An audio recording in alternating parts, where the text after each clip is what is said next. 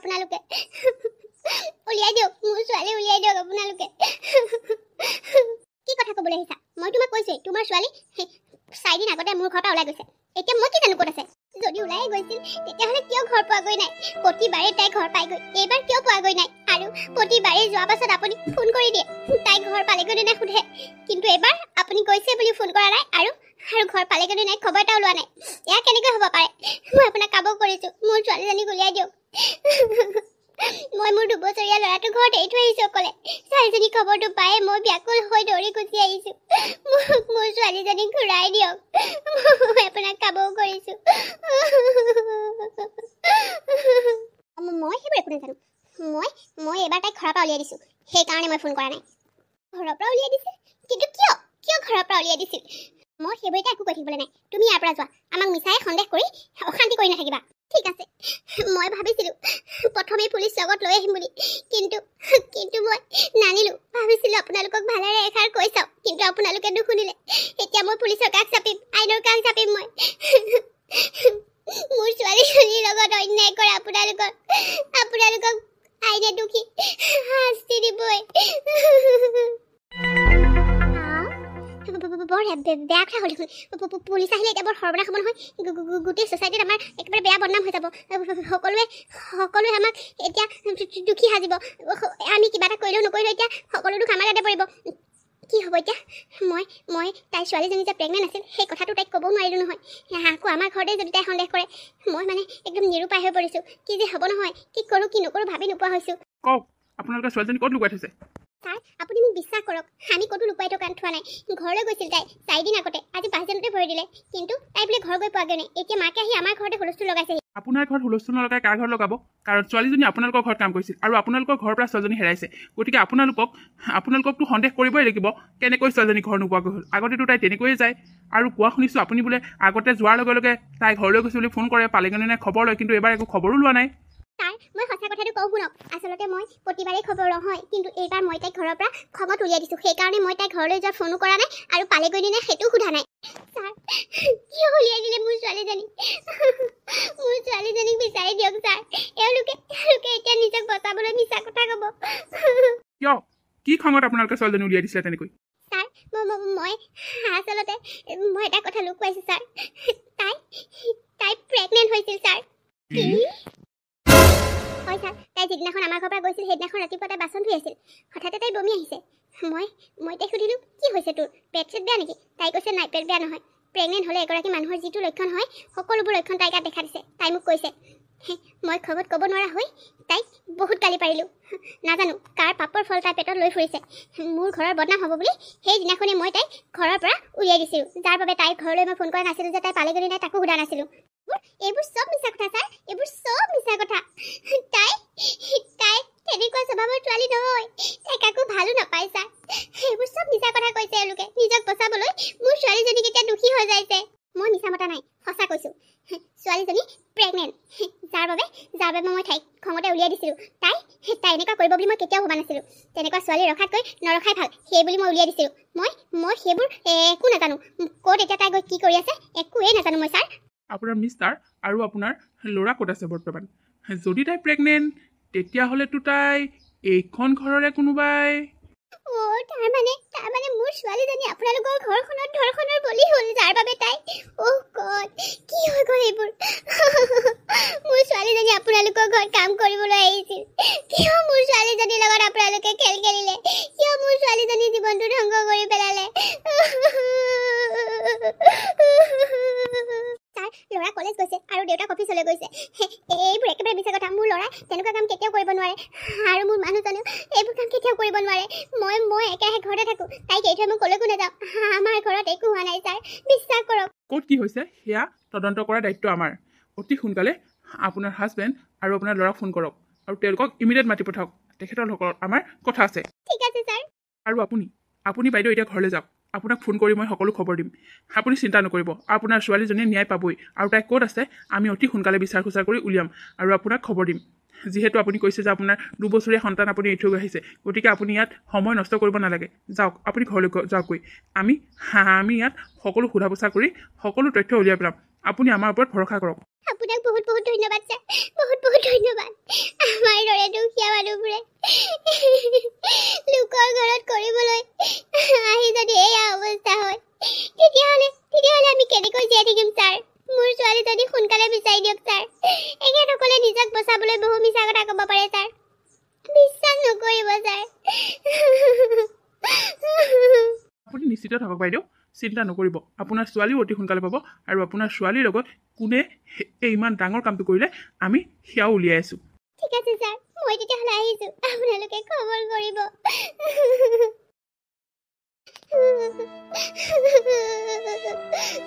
ছোৱালীজনী মোৰ কি অৱস্থা হ'ল? মই কিয় পঠিয়াইছিলোঁ এইখন ঘৰত মোৰ ছোৱালীজনীক কাম কৰিবলৈ? ঐ, তই অকল কান্দি থাকিবি নে ভাত পানী কিবা বনাবি? হা, তই অকল কান্দি থাকিলে হ'ব নেকি? হা, সেইজনী মৰিলে বুলি ধৰি ল, তই কান্দি মোক মাৰিবি এতিয়া ভাত পানী নোখোৱাই। কি কথা কৈছে আপুনি? কি কথা কৈছে বুঢ়া? ছোৱালীজনী আজি 4-5 দিন ধৰি খা খবৰ নাই, সেইবোৰ চিন্তা নাই, কেৱল খোৱাৰ চিন্তা। হা, ভাত খোৱা, মদ খোৱা, এইবোৰৰ চিন্তা অকল। নিজেতো একো খা খবৰ এটা ল'ব নোৱাৰে। চুপ, তোৰ জীয়েৰে ক'ত কি কৰি আছে গৈ মই কি জানো? মোৰ কোনো দৰকাৰ নাই, মোক ভাত দে বুলি কৈছোঁ, ভাত দে। ভাত বাঢ়ি থৈ দিছোঁ, কাইলৈ গৈ মোৰ মূৰটো চুবাই নাথাকিব। ছোৱালীজনীৰ চিন্তাত মোৰ তত নোহোৱা হৈছে, তেখেতৰ আকৌ খোৱাৰ চিন্তা। দৰকাৰ পৰিছে তোৰ জীয়েৰৰ চিন্তাত মই ভাত নোখোৱাকৈ থাকিবলৈ? সঁচাকৈ দেই, নিজৰ দেউতাক খোৱাহেঁতেন আজি এনেকৈ থাকিব পাৰিলেহেঁতেন নে? বিচাৰি বিচাৰি পাগল হৈ গ'লহেঁতেন।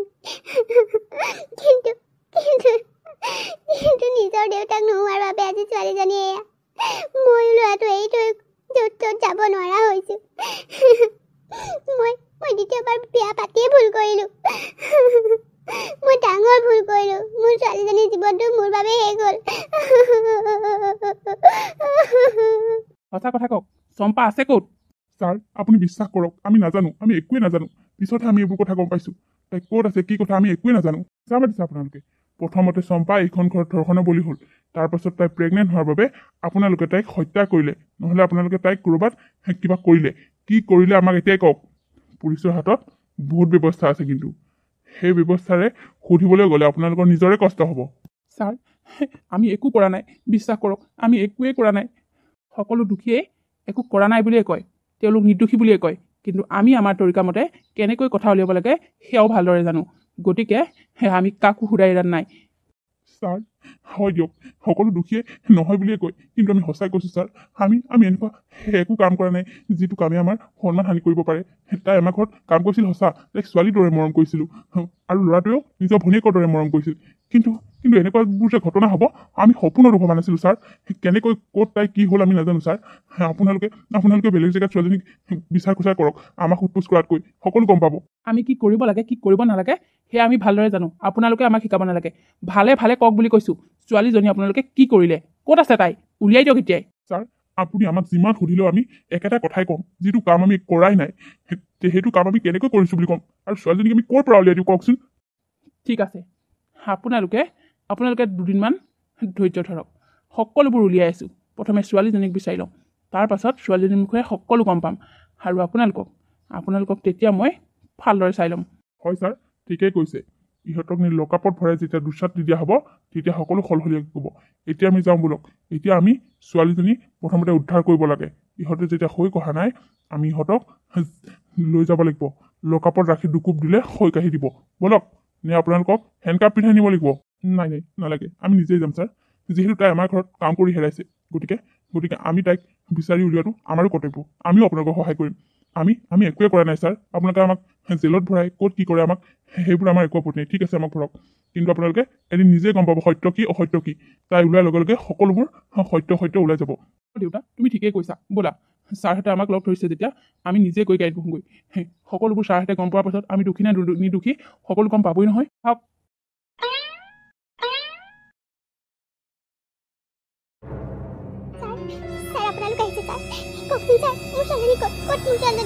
বাইদেউ, আমি আপোনাৰ ছোৱালীক উদ্ধাৰ কৰিব পাৰিলোঁ। কি? আপোনালোকে মোৰ ছোৱালীজনী পালে ছাৰ? ক'ত তাই? আপোনালোকে লৈ অহা নাই নেকি? ক'ত আছে তাই? আচলতে বাইদেউ, অতি দুখেৰে জনাওঁ যে আপোনাৰ ছোৱালীজনীক আমি জীৱনতে উদ্ধাৰ কৰিব নোৱাৰিলোঁ। কি? মোৰ ছোৱালীজনী?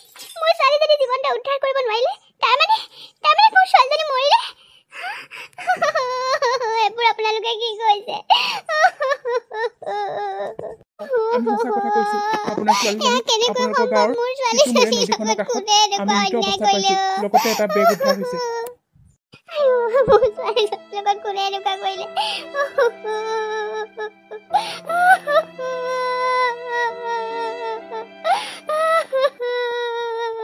বাইদেউ আপুনি ধৈৰ্য ধৰক, আপুনি ধৈৰ্য ধৰক। এই সময়ত আপুনি কান্দোন কাটোন কৰি বেছি অধৈৰ্য হৈ গ'লে কি হ'ব? এতিয়া এতিয়া মেইন পথাৰলৈ আহিব লাগে। আমি এতিয়া দোষীক শাস্তি দিব লাগে, হয়নে নহয় কওকচোন? আপুনি এতিয়া কন্দা কটা বন্ধ কৰক বাইদেউ, ধৈৰ্য ধৰক। মই দুখীক কেতিয়াও সুখত থাকিবলৈ নিদিওঁ। মোৰ ছোৱালীজনীৰ লগত কোনে ইমান অন্যায় কৰিলে ছাৰ? আপোনালোকে তাই কাম কৰা মানুহ ঘৰলৈ গৈছিল নে ছাৰ? তেওঁলোকে মোৰ ছোৱালীজনীৰ লগত অসৎ কাম কৰি মোৰ ছোৱালীজনীক মাৰি পেলাই ইয়াত পেলাই থৈ গৈছে, আৰু তেওঁলোকে কৈছে মোৰ ছোৱালীজনী ঘৰলৈ গুচি আহিছে বুলি। তেওঁলোকে এইখন খেল খেলিলে। আপোনালোকে তেওঁলোকক সোধক, তেওঁলোকক ভালকৈ শাস্তি দিলে তেওঁলোকে সকলোবোৰ ক'ব ছাৰ। ইতিমধ্যে আমি তেওঁলোকক লকআপত ভৰাই বহুত মাৰপিট কৰিলোঁ, কিন্তু তেওঁলোকৰ মুখেৰে এটাই কথা, তেওঁলোকে একো কৰা নাই। অৱশ্যে আমি দোষী কোন উলিয়াই পেলালোঁ বাইদেউ। দুখী ওলালে? কোনো অহ, আপোনাৰ মুখেৰে মাত ওলালেচোন। অথনিৰ পৰা ছোৱালীজনীৰ মৃত্যু হোৱা বুলি জানিও আপোনাৰ চকুত এটোপাল চকু পানী নাই, আৰু এষাৰ মাত নাই, কিন্তু হঠাতে এতিয়া দোষী ওলাই গ'ল বুলি ক'লে আপোনাৰ মাত ওলাই গ'ল যে। নহয় মানে ছাৰ, ময়ো জানিব বিচাৰোঁ কোনে আমাৰ ছোৱালীজনীৰ লগত এনেকুৱা কৰিলে। আচলতে ছাৰ মোৰো ক'ত দুখ লগা নাই, বহুত দুখ লাগিছে, কিন্তু মতা মানুহ যে কান্দি কাটি মাইকী মানুহৰ নিচিনাকৈ দেখুৱাব নোৱাৰোঁ যে। মাইকী মানুহৰ নিচিনাকৈ কান্দি দেখুৱাব নোৱাৰে নে? সেই ছোৱালীজনী আপোনাৰ নহয় কাৰণে আপুনি নহয় ছাৰ, আপোনালোকে মোক ভুল বুজিছে। মোৰো বহুত দুখ লাগিছে তাৰ বাবে। কোনে আমাৰ ছোৱালীজনীক এনেকুৱা কৰিলে ছাৰ? কওক ছাৰ, কওক। কোনে মোৰ ছোৱালীজনীৰ লগত অন্যায় কৰিলে? আপোনাৰ ছোৱালীজনীৰ বেগৰ পৰা এখন চিঠি উদ্ধাৰ হৈছে। সেই চিঠিখনতে সকলোবোৰ কথা লিখি থৈছে। মই আপোনালোকক পঢ়ি শুনাইছোঁ, শুনক।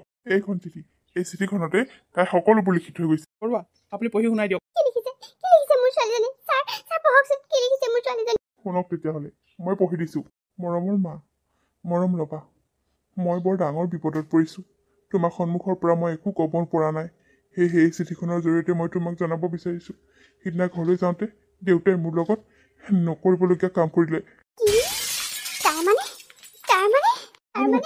মই একো কৰা নাই, হে ভগৱান, মই কোনোদিন ভবা নাছিলো।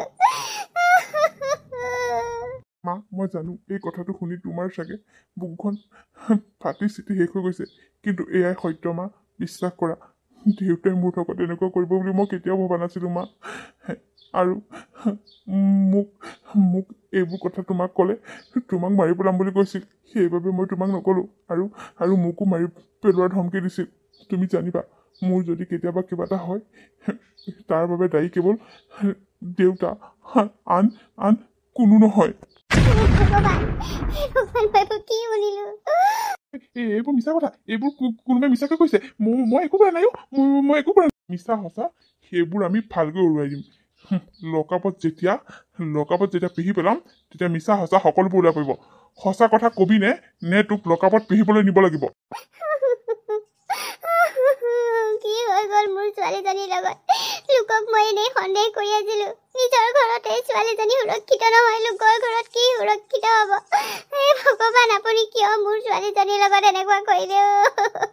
ঐ, তই নিজ মুখে ভুল স্বীকাৰ কৰিবি নে তোক ইয়াৰ পৰা পিটন দি জেললৈকে নিব লাগিব? আমি নিয়াৰ তৰিকাটো কিন্তু বেলেগ হ'ব। ভালে ভালে কৈছোঁ, নিজে হৈ কাঢ়ি দিলে ভালকৈ যাবলৈ পাবি, আৰু যদি হৈ কাঢ়ি নিদিয় তেতিয়াহ'লে গম পাই যাবি। ইতিমধ্যে পোষ্টমৰ্টম কৰি আছে ডেড বডি। সকলোবোৰ তথ্য আহি পৰিবই। গতিকে তই সঁচা কথা নিজ মুখে স্বীকাৰ কৰ। মোৰ ভুল হৈ গ'ল মালতী, তই মোক ক্ষমা কৰি দে। আচলতে ছাৰ, মই কৰোঁ বুলি কৰা নাছিলোঁ একো। মদৰ জালতেহে মই ডাঙৰ ভুল কৰি পেলালোঁ। মদৰ জালত আপুনি মোৰ ছোৱালীজনীক শেষ কৰি পেলালে। হে ভগৱান, মোৰ ছোৱালীজনীক শেষ কৰি পেলালে কিয়? মদৰ জালত শেষ কৰি পেলালি, আৰু যেতিয়া তাই মাকক কথাটো ক'বলৈ আহিল, তই তাইক মাৰি পেলালি, হা? হয় ছাৰ, মই মদৰ জালত তাইৰ লগত নকৰিবলগীয়া কাম কৰিলোঁ। বহুত ডাঙৰ ভয় খালোঁ। আৰু তাই যেতিয়া সেইদিনাখন ঘৰলৈ উভতি আহিছিল, মাক তেতিয়া ঘৰত নাছিল।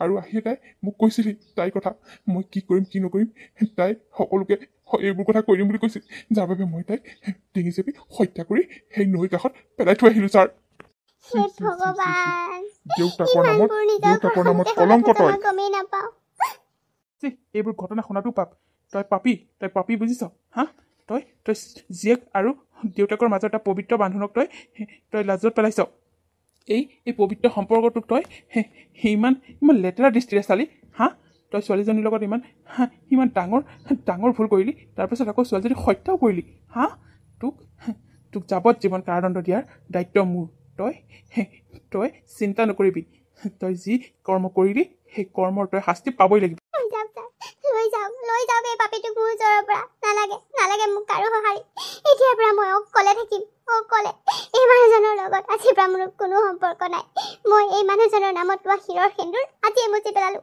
আৰু মই বিধৱা হ'ম আজিৰ পৰা নাই মোৰ কোনো স্বামী নাই এনেকুৱা মানুহ মোৰ কেতিয়াও স্বামী হ'ব নোৱাৰে মই ডাঙৰ ভুল কৰিছিলোঁ ছাৰ এই মানুহজনৰ চলাহী কথাত ভুল কৰি দ্বিতীয় বিবাহ কৰিছিলোঁ যাৰ বাবে মোৰ ছোৱালীজনী আজি জীৱন দিবলগীয়া হ'ল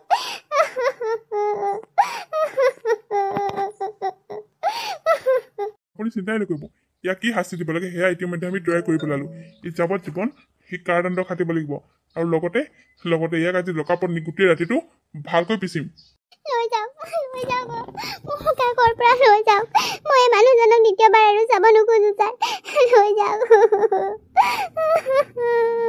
বৰুৱা ইয়াক গটিয়াই নি আমাৰ গাড়ীত ভৰাই দিয়ক ঠিক আছে ছাৰ ঐ পপি ব'ল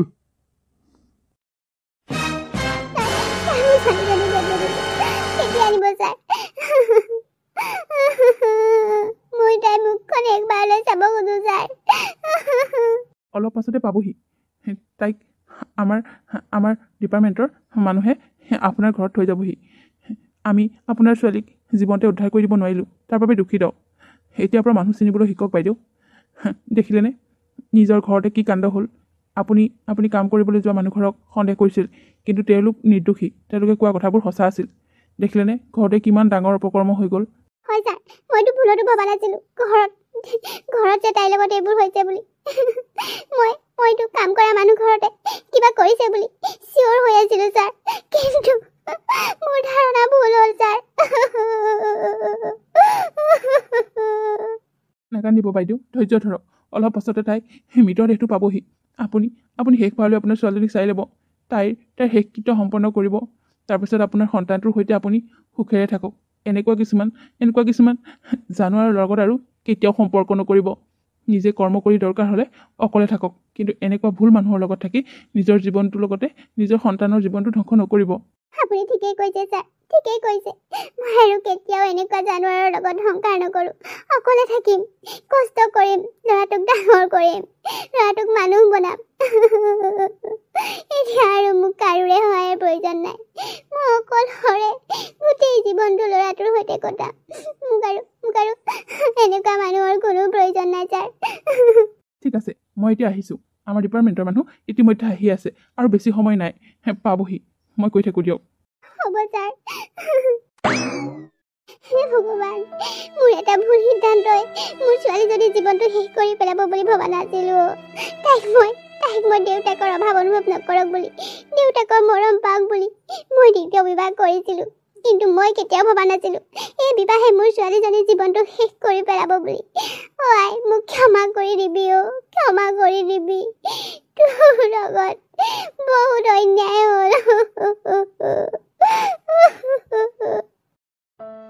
বেচেৰী চম্পাজনী শেষত মৃত্যু হ'ল আৰু তাই দুখীয়ে উচিত শাস্তি পালে মাকে চম্পাৰ শেষকৃত্য সম্পন্ন কৰি সকাম নিকামবোৰ পাতিলে তাৰপাছত ল'ৰাটোক বুকুত সাৱটি এটা নতুন জীৱন আৰম্ভ কৰিলে বন্ধু বান্ধৱীসকল এই কাহিনীটো আজি শেষ হ'ল আপোনালোকে বাৰু এই কাহিনীটো চাই কেনেকুৱা পালে যদি ভাল পালে তেতিয়াহ'লে লাইক কৰিব কমেণ্ট কৰিব আৰু আপোনালোকৰ বন্ধুবৰ্গৰ লগত ভিডিঅ'টো শ্বেয়াৰ কৰিব শুনিবলৈ বেয়া হ'লেও এনেকুৱা ধৰণৰ বহু ঘটনা আমাৰ সমাজত এতিয়াও সংঘটিত হৈ আছে নহয়নে বাৰু আপোনালোকৰ মতামতসমূহ জনাব বুলি আশা কৰিলোঁ আপোনালোক যিসকলে মোৰ চেনেলটো এতিয়াও ছাবস্ক্ৰাইব কৰা নাই তেওঁলোকে প্লিজ মোৰ চেনেলটো ছাবস্ক্ৰাইব কৰিব আৰু কাষতে থকা বেল আইকনটো প্ৰেছ কৰিবলৈ একেবাৰে নাপাহৰিব পুনৰ এটি ধুনীয়া কাহিনীৰ সৈতে আপোনালোকক আকৌ লগ পাম আপোনালোকে যদি নিজৰ কিছুমান কাহিনী এনেকৈ ভিডিঅ' আকাৰে আপোনালোকক যদি বনাই দিব লাগে তেতিয়াহ'লে আপোনালোকে মোক কণ্টেক্ট কৰিব আপোনালোকে মোক কমেণ্টত ক'ব মই আপোনালোকক বনাই দিম এনে এনেদৰে বহুতে মোক ৰিকুৱেষ্ট কৰি আছে, তেওঁলোকৰ ৰিকুৱেষ্ট মতে মই ভিডিঅ'বোৰ বনাই আছোঁ।